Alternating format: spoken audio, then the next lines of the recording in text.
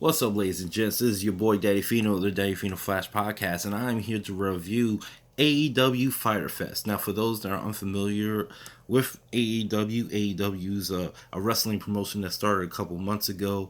Is going to be it's founded by Cody. Cody is formerly known as Cody Rhodes in WWE. He's the son of Dusty Rhodes, the American Dream, RIP. Also, Tony Khan. Tony Khan is the son of Shahid Khan, who's the Khan family that owns the Jacksonville Jaguars. Now, this is a big wrestling promotion. They're basically going to be, right now they'll be the second biggest wrestling promotion in North America, specifically America, and it's this is their second event. There's going to be a free event that you can see live on Bleacher Report Live. Well, not watch it live, but you can watch it for free on Bleacher Report Live. That's where they're going to be showing a lot of their shows. They're also going to be having a weekly show television program on TNT later this year. It's rumored about October 3rd, I believe, which would be a Wednesday. I'm not sure about that, but all the news still hasn't been released, but that's just the rumors. But October 3rd is what they're aiming for. So, like I said, this is Fyter Fest, their second big event. It's in Daytona Beach, Florida. It's also going along with, the CEO fighting game event that's going on over there. It's like a fighting game tournament type deal. So they're teamed up, and they had a wrestling show. So I'm just gonna get right into it. They had a lot of good matches. There was about 9 matches on the card if you include the pre-show, which is they call in the buy-in, and then 6 matches on the main show. So I'm just gonna get into the reviews. But one thing I want to say is how I review my matches. It goes from 1 to 5 stars. You can get like a 1.25, or 3.25, 3.5, 3.75 stars. The highest I go is 5 stars, so I don't go above that. For those that are also unaware, 3 stars is like a good match. And then anything higher obviously is better. Anything below 3, So anyway, we'll get into it. We'll show you. I'll tell you what it is. So the first match of the night. This is on the buy-in. I'm gonna review that too. The preview matches. It was a 3-way tag team match. You had Best Friends, Chuck Taylor, Trent Beretta, SoCal Uncensored with Scorpio Sky and Frankie Kazarian. And then you also had Private Party with Isaiah Cassidy and Mark Quinn. This was a really good match. Actually, one of my favorite matches on the card. It was the very first match of the pre-show. So it was actually pretty surprising. Winner of this gets they get a first round bye for the World Tag Team Championship tournament that they're going to be doing later in the year. I thought it was a really good match. I gave this match actually a 3.75 because it was just a really great action. I loved it. Every second of it. I couldn't complain about it at all. Second match on the card, we had, let's see, it was, what was it? It was the women's match. It was the first women's match in AEW history. Allie, who seems to be like a crowd favorite. It's my first time seeing her in action. Also versus Leva Bates. She has this gimmick where she's like a librarian, and she shushes the crowd and all that. Gets great heat, but it's just a really boring gimmick. I hate it. This match was okay. I gave it like 2.5. It wasn't really. I gave it 2 stars, honestly. Yeah, 2.5 would be given generous. I'll just go in the middle, 2.25 stars for this match. They really didn't. They had some moments where it was okay, but like I said, Ellie seems like a crowd favorite. Not gonna spend too much time on this match. The next match was Michael Nakazawa versus the CEO of CEO Gaming, which is, like I said earlier, the gaming event that they were having, the fighting game event. His name is Alex Jabali. It was like a hardcore match. It was really just for comedy and stuff like that. Nakazawa got the win. Um, I'm not gonna really rate it. It was just there. But it was better than the women's match. I'll say that. So I'll just say 2.5. But anyway, now on to the main card. It was like I said, the show was really good. So it started off with Sema from OWE in China. This is he's a really good veteran. Sorry, um, in the business. He faced off against the Fallen Angel, Christopher Daniels. This was a good opener. Uh, nice back and forth action. Um, Christopher Daniels had, he basically, he worked most of the match, being on top and taking over. Seema had a nice comeback, got the win. I gave this match a 3 stars. So it was just a really good match. It's like just under like 10 minutes or something like that. Next match was a 3-way. You had Rio versus Yuka, Sakazaki, and then Nyla Rose. Nyla Rose is the big, strong woman of the match. She's, definitely really huge, and I don't mean that in any disrespect. She's just really huge, really big and strong. Riho and Yuka, they're smaller than my finger. I mean, they're really athletic, really young. They definitely know how to work. Nyla Rose had control for most of the match, slamming them around, throwing them around, using her strength and everything. It was really good. Nyla Rose even had this nice athletic move. I didn't even know she can do it. Jumping from the top rope and hitting the knee.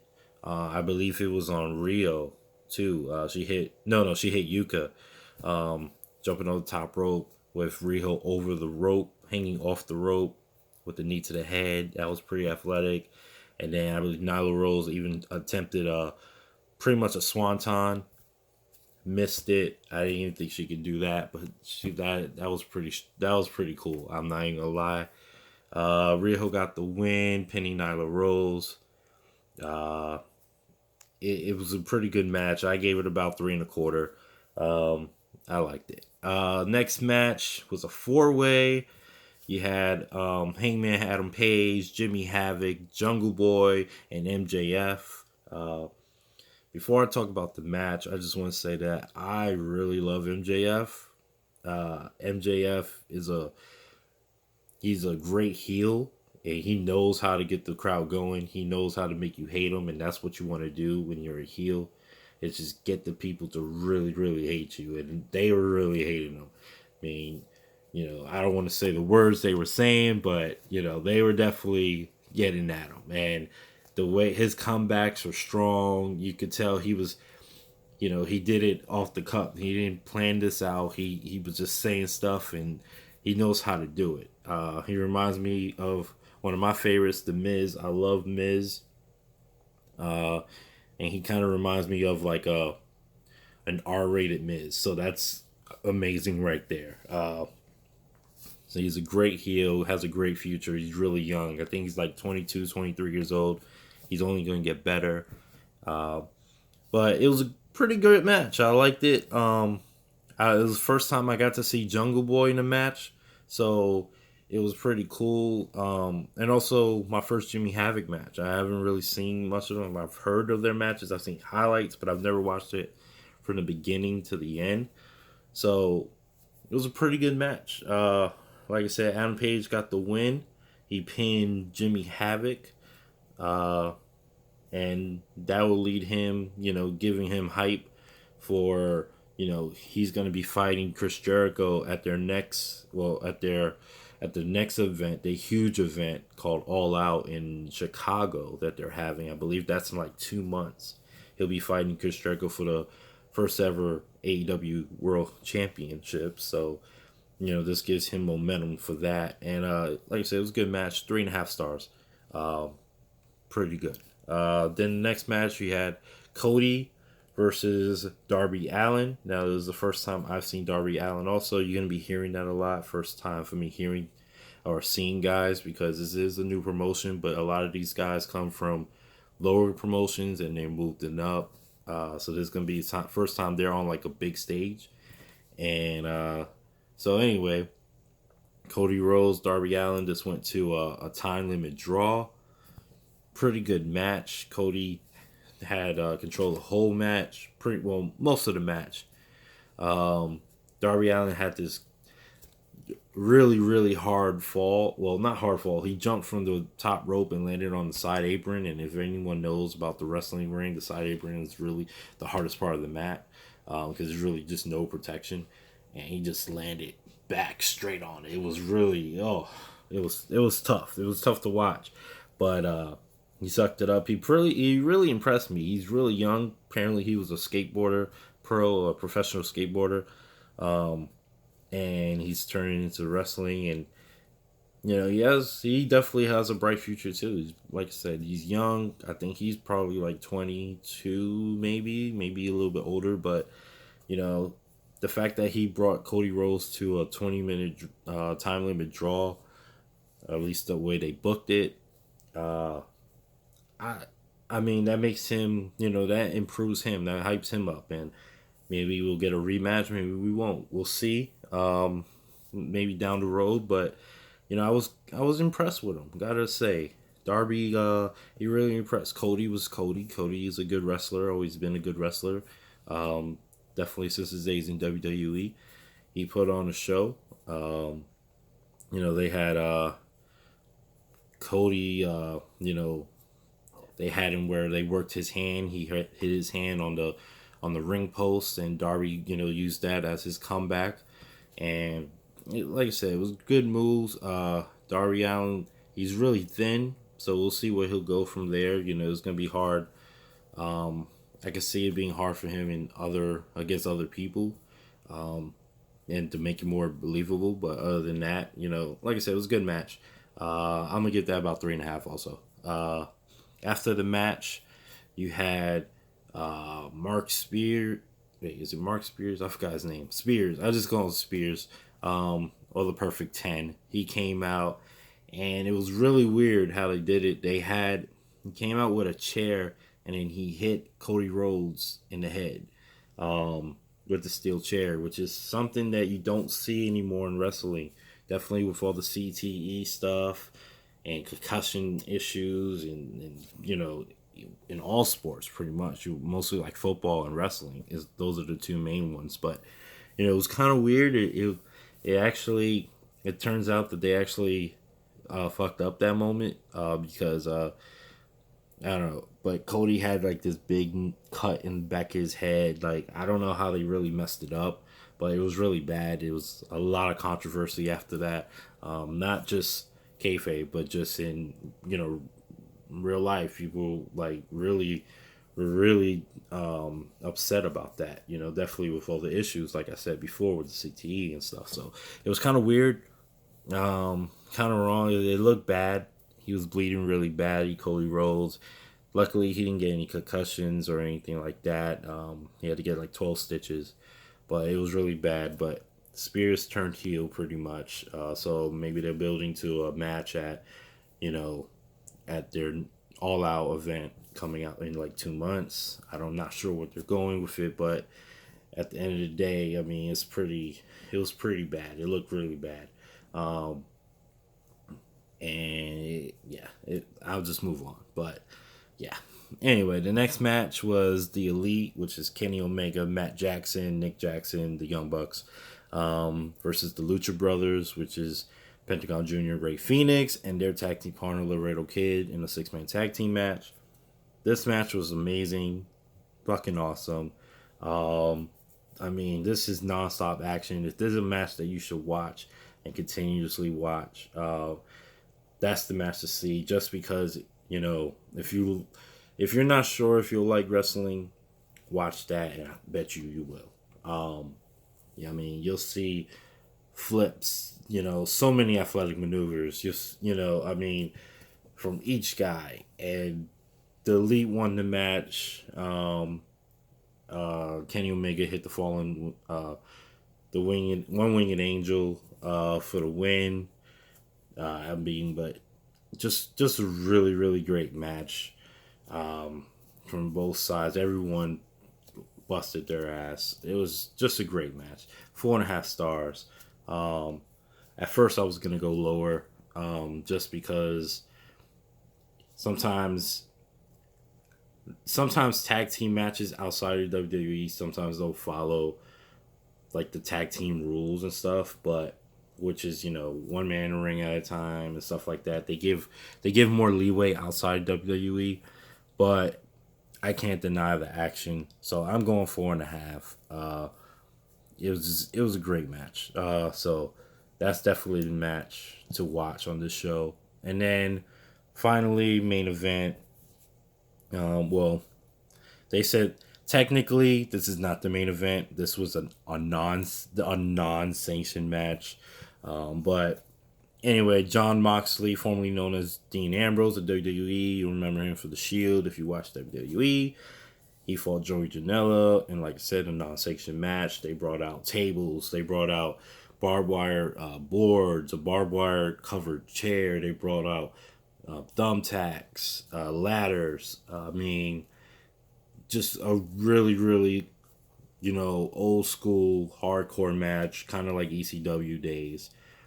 John Moxley got the win. I get this match. I'm gonna give it about 3.75. It was a good match. It was really good. I like the hardcore stuff. Um, and I mean, I can't. I don't want to. I didn't want to go higher than that. Just gonna go with a 3.75. I don't think it reached the 4-star level, just because I kind of wanted a little bit more, but that's just me. I'm probably in the minority of that, but I just went 3.75.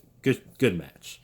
And then finally, just after the match, John Moxley got attacked by Kenny Omega. Kenny Omega with a nice beatdown after this match, just because John Moxley attacked Kenny Omega at their last show, so this is kind of retribution.